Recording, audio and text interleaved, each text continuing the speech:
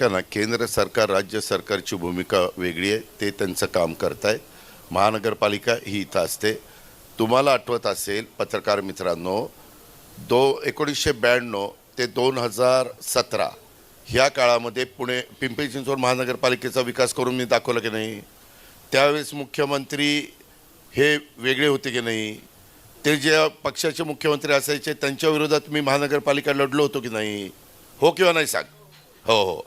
मग ह्या पद्धतीनं असं होऊन देखील मी विकास करून दाखवला ना. अरे असं का करताय?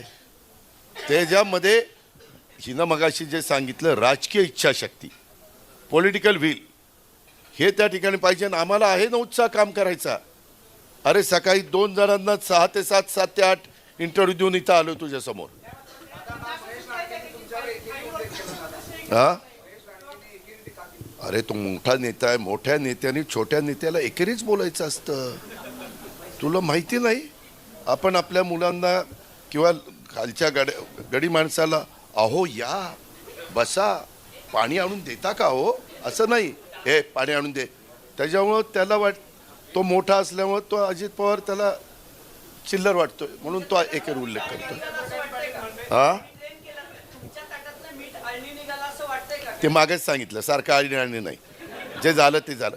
जुना नाही विचारायचं, नवा नवा.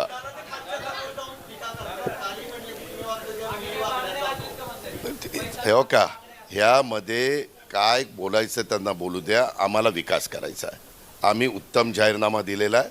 आम्हाला ते शहर मागं जसं घडवलं आहे किंवा आज पुण्याचं बद्दल अनेक जण वेगवेगळ्या प्रकारचे प्रश्न विचारतात, त्याला कुठंतरी थांबवून पुन्हा पुण्याचं गतवैभव आपल्याला द्यायचं आहे आणि त्याकरता आम्ही पुढं आलेलो आहोत.